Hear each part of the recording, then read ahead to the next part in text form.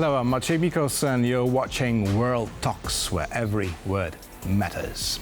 Donald Trump tames a lion, Kamala Harris speaks at a communist rally, and former Czech Prime Minister takes part in an internet scam. Those are all creations of the widely used and much feared AI. Artificial intelligence generating deepfake pictures and videos has already found its niche in politics worldwide, and it seems it's here to stay. Now, how harmful can it be? Who is likely to believe it? And how to counter this threat. Now, to discuss these issues, we're joined by Alicja Martinek, expert in AI from NASK, that is Polish National Research Institute. Good afternoon. Good afternoon. Now, before we begin our discussion, first let's listen to deepfake video showing former Czech Prime Minister and a successful businessman also, Andrej Babiš, luring people into an internet scam. Let's take a listen. Přišel čas a já oficiálně oznamuji přístup k mému vývoji, který každému z vás dá příležitost vydělat peníze na nové auto za pouhý 1 měsíc. Jedná se o unikátní platformu, která obchoduje na burze zcela nezávisle přímo z vašeho telefonu. Nakupuje akcie za nejnižší ceny a prodává za nejvyšší, a to vše díky umělé inteligenci. Chcete-li platformu používat, musíte se zaregistrovat na oficiálních stránkách. Do 20 minut vám zavolá manažer, který vám pomůže provést vklad, po kterém platforma automaticky zahájí obchodování. Minimální částka potřebná k zahájení obchodování prostřednictvím platformy je 6 000 korun. Now, from your point of view, how would you rate this deepfake video? Because it seems they are getting more credible by the day. Yeah, I have to admit that this one is fairly good, but also it's harder for me to judge this because I don't speak Czech and I cannot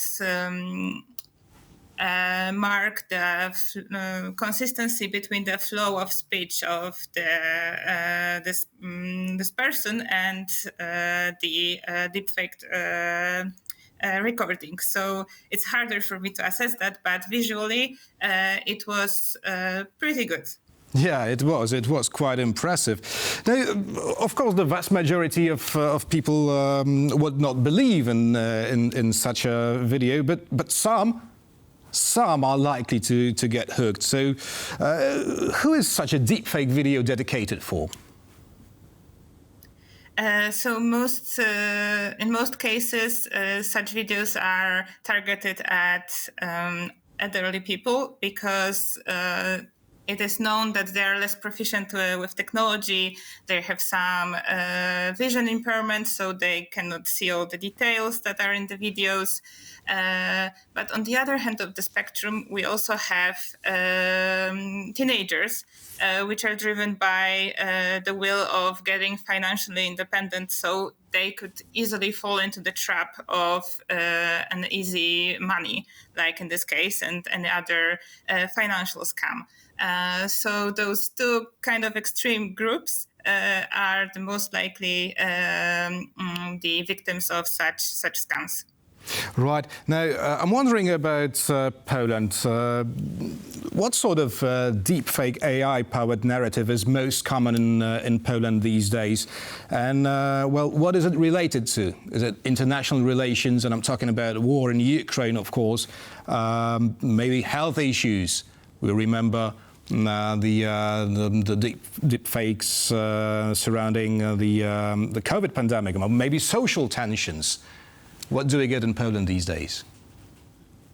Okay, so we have a couple of trends, but the strongest one is like this example we've seen. It is the financial scam. Such clips are all over social media, and they use a variety of different images of public figures. Most likely, this would be politicians or celebrities, because they have the authority to make an influence on people and make something more relatable to them. And politicians would try to encourage people to invest into some applications or or some piping projects. And there is another trend that uses the medical narrative. So it would advertise the magical drugs for any kind of illness, and such group of deepfakes is directly targeted at elderly people, and it is observable that those fakes, they deliberately use different images of people that are even better suited for older people. So technology changes, but humanity itself does not. We all want to be young, healthy, successful, and have loads of money. Now, you said that certain persons are more likely to be used in such deepfake videos. Now, is this why these internet scammers prefer to use Elon Musk? Because I guess he holds a record in deepfake appearances on the internet. I guess internationally it would be Elon Musk, but it will all depend on the country. We at NASK, we know that the scammers, they look at the list of the richest people in given areas. So they would be able to use the images of these people or like famous entrepreneurs. So in Poland, it's not Elon Musk. He's not the most famous or infamous in deepfakes, but it is Rafał Brzoska, so the owner of InPost. And he's been lately famous for his war with deepfakes on social media. So the images are specific to the location. And even in Poland, we noticed that Elon Musk was used in deepfake materials, but the deepfakes were not executed very well. Like instead of because there is the language barrier. Yeah, he speaks English, and in Poland we would expect to, I don't know, have subtitles or let's say voice, let's say blunt, mild voice that will just try and act like a lecturer for that, and they would use a dubbing, which doesn't make sense for someone who has some common sense to assess the such material, if it's true or not. So they would use completely different voice that would be speaking Polish. So it's not executed well, but I'm still pretty sure some people can fall for that kind of material. Although not executed well, it is very much present in Poland, and I'm wondering how is Poland dealing with this flood of AI altered content in our internet. Okay, so we can all deal with this kind of materials, because if we see something like that on social media, there is this option that you can like look for 3 dots or something like that, and click that, and there is like report this content, and most likely there would be option that it's not real or it's manipulated. So if we see something sketchy or too good to be true, or we just sure that it's a deepfake material, we can easily report that, and the more reports, the easier it will get taken down from the internet. It is also known that all the platforms, they have some built-in countermeasures for such materials. They have some detectors that try to assess prior to uploading such material if it's real or not, if it's been manipulated. But it's like a constant fight between the scammers and the portals and we, the scientists here at NASK, which I represent, that when there is like a countermeasure for something, the scammers will always come up with something new. So there has to be like a new tool to prevent from uploading those materials. So it's like a constant fight between two sides, but well, let's say both sides are winning because it's quite equal because it's easy to spot the new trends in the way that the scammers try to bypass the security measures. Right. I'm wondering whether some systemic measures could be introduced into the system.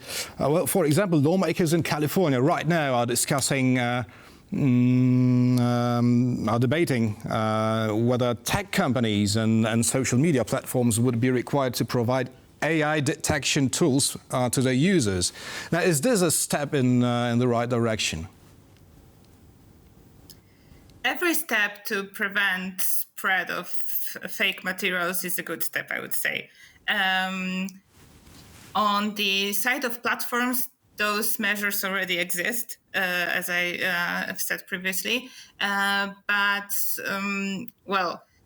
It's also on our side.